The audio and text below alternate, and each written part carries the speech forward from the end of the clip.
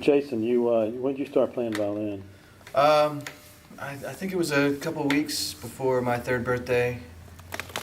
Suzuki? Suzuki violin. Suzuki violin is a method of violin in which you don't read music, and it's basically an early form of ear training. And what they do is they put stickers on your violin where your first finger should go, your second finger, and your third finger. And the child will match their fingers with the sticker and then that will kind of help them learn what notes those are, and eventually when they get good enough they take the stickers away and then they use their ear to find those notes. What are the pitches of those strings? This is a 5-string violin. A regular violin wouldn't have this lowest string, and it would start from the lowest to the highest, G, D, A, and E. But this is a 5-string, so it has a low C, which is a viola string. These four, C, G, D, A, would be a viola, and G, D, A, E would be a violin. And so this is a hybrid of the two. So do you play it as two different instruments or just two different sounds? I've learned to play it. I've been playing 5 strings, electric and acoustic, for about 5 or 6 years. So I've been trying to treat it as one instrument, and not look at it as a viola at times and a violin. But sometimes if the song requires that, if I'm playing, say, a string quartet for something and creating that on the spot, then maybe I would look at it as a violin at first, and then when I did the lower part, look at it as a viola and not play the high string, and try to do it like that. But most of the time, when I'm improvising, I play it like just one instrument, one 5-string instrument. Can you give me an example of playing a melody line as a violin and the same melody line as a viola? Sure.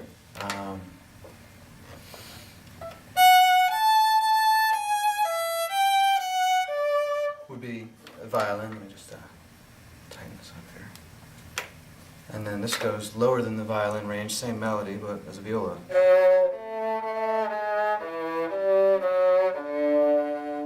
And it's that low string that makes that that's low C string. It's the low C string that makes that, yeah.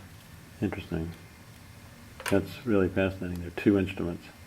I notice you have another instrument, which tell us about that. Yeah, this is an octave violin, or also could be called a baritone violin. And what it is the same notes as this, only an octave lower. That's why they call it an octave violin.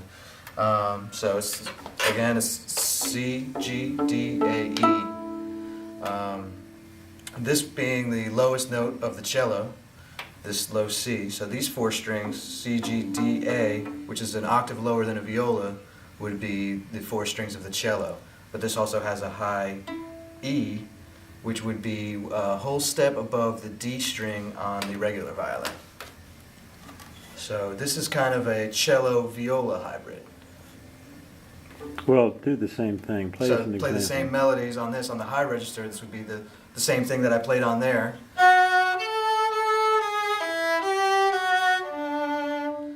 It's got a different kind of tone, and then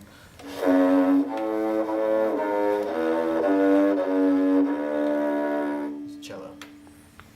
So you have the string section. Yeah, pretty much in these 2 instruments I can cover a lot of ground. Very interesting. How did you use these instruments on this record? Well, one of the things we did with this was we put it through a Leslie speaker, which normally is for Hammond B3, and that gave it a real thick, interesting, different type of sound. And we also used it just mic'd to make it, sound like a cello. And we did a lot. I was actually thinking about this last night. I think there's 12 songs out of that have strings on this record, so there's definitely a lot. A lot of layering, a lot of baritone, kind of doubling the bass in some parts and using it as a bass substitute in other parts. If you were going to give me a basic lesson on this instrument, how would it go? A lot of times on guitar, people will just teach the kid the song that he likes. Right. Can you do that on violin? It's a little bit harder, unless the song that he likes is Twinkle Twinkle Yeah. Little Star.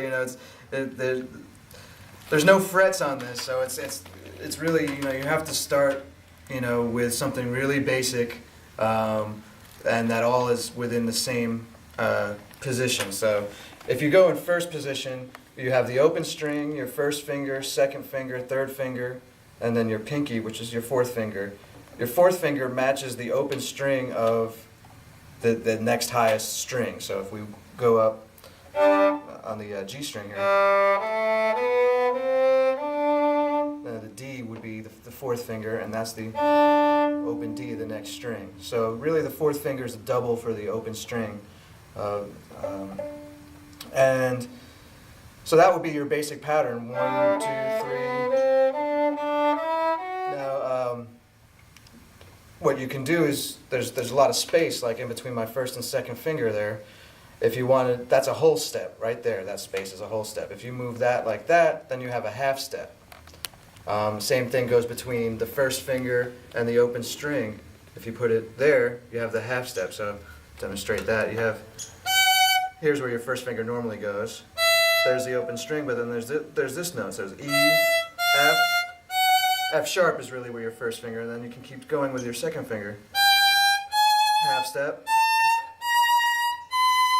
But really, in the first position that you would learn as a violinist would just be, 1, 2, 3, 4. But not any of this would be considered a low 2 or a low 1. That would be the next step to get your chromatic scale.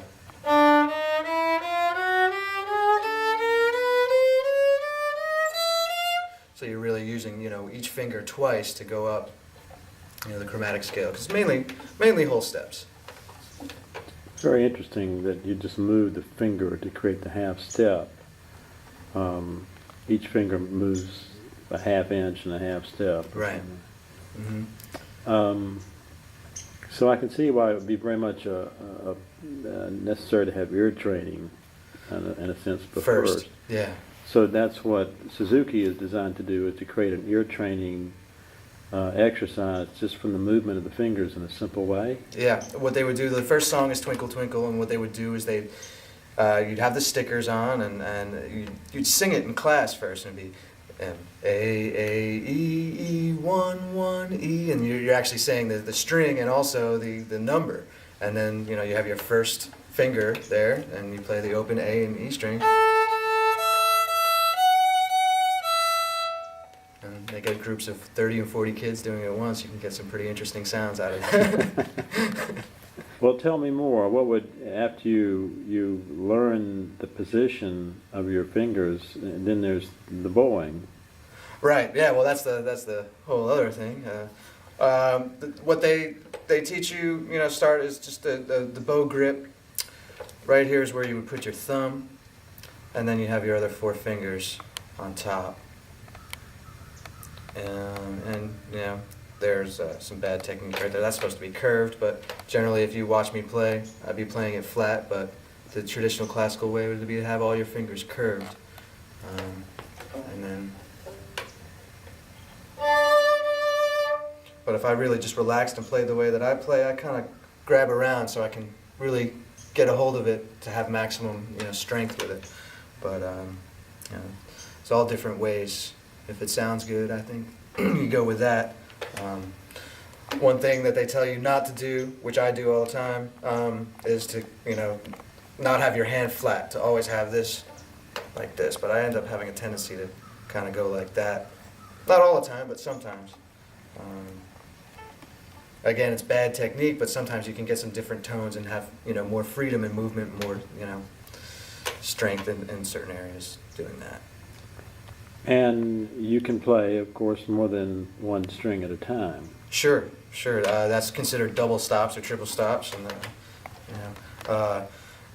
when I do double stops, most of the time, I usually leave an open string. A lot of people would do that.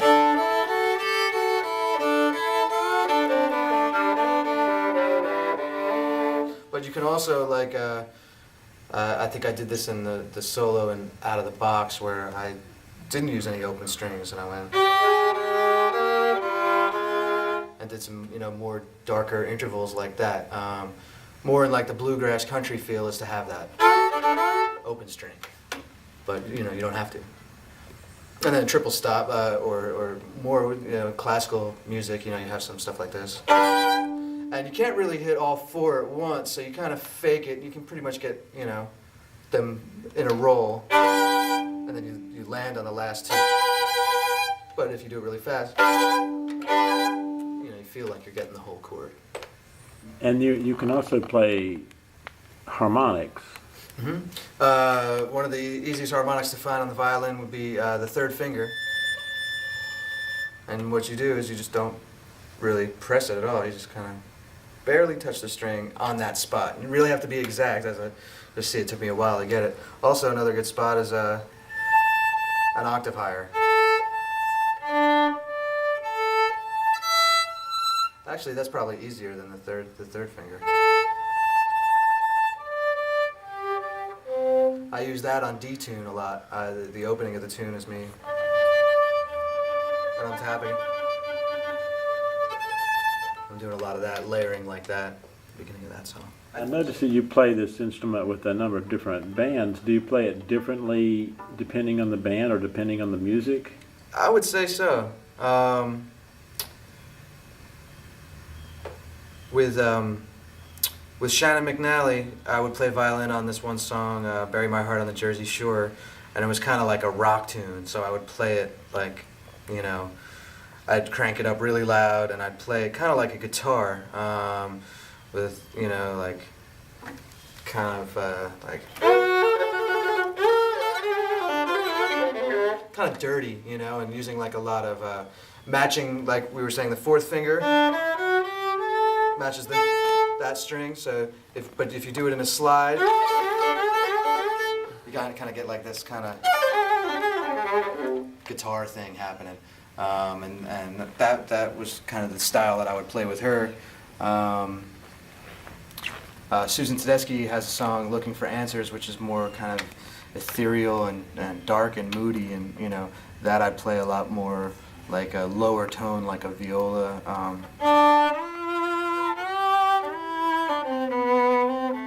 That type of feel. And then, with O'Teal, his music is, it's got all of these advanced chords, so it's a lot of melodies and soloing over these progressions that are very new, for violin players, I think, and like a thank you, that scale.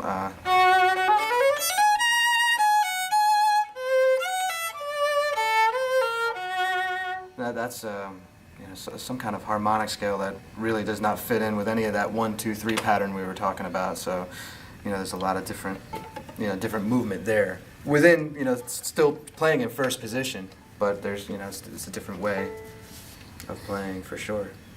And my band is kind of like a lot of all of those elements at once. So I would say when I'm playing my music, I'm thinking about all of those things, because I love all different styles, and I love playing with all those bands, and I think that's kind of who I am, and what my music comes out as is a result of all playing with all of these different people and getting all of their influence mixed into my style, and and making it what I do. Can you play any song that you can hear? I can pretty much play any melody or song back at you, pretty quickly. From having perfect pitch, I recognize the note and, play it back. If you whistle the melody, I could play it back to you on the violin, yeah. Interesting talent, huh? Does it ever get in your way?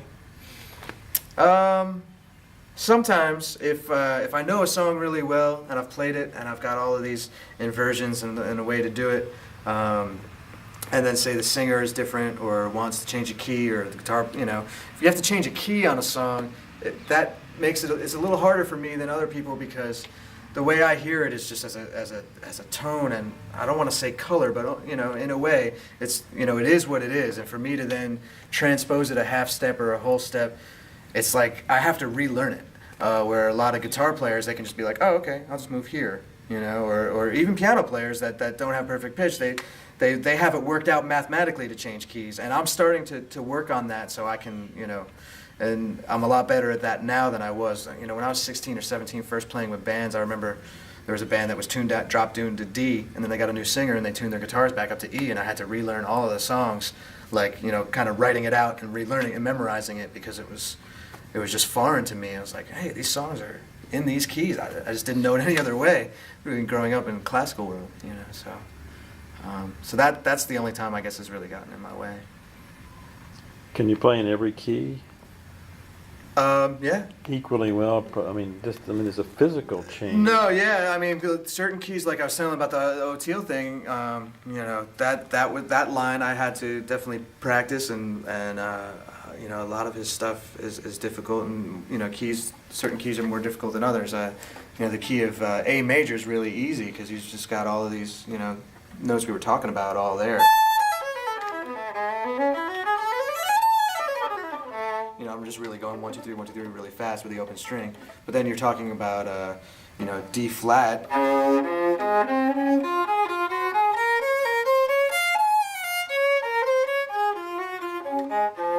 That's much harder because, you know, instead of an open string, you have a low 1 as your bass, and then everything is around that. So it's like you're in a half position rather than a first position.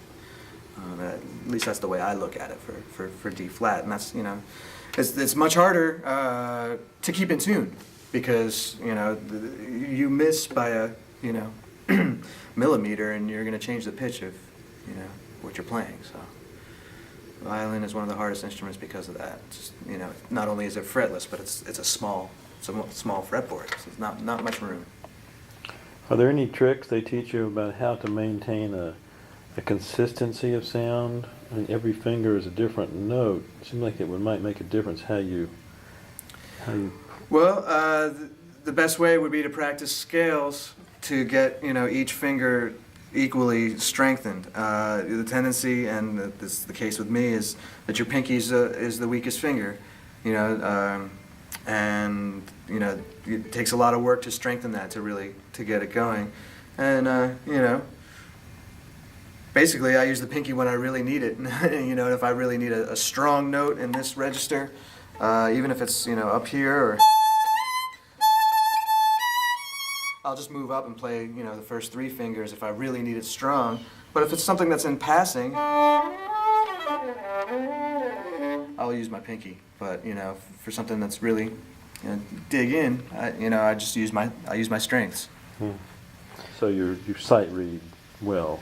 Yeah, sight reading was definitely one of my biggest strengths growing up. You know, when we would take NISMA and all of those things, like I would always score really well on the sight reading. It's just to me, it's like reading a book or reading English.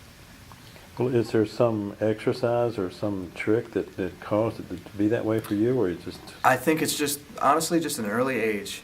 You know, I was reading music as early as I was reading, you know, everything else. So it was just something that I wouldn't know it any other way. But I think it's time for dinner, Jason.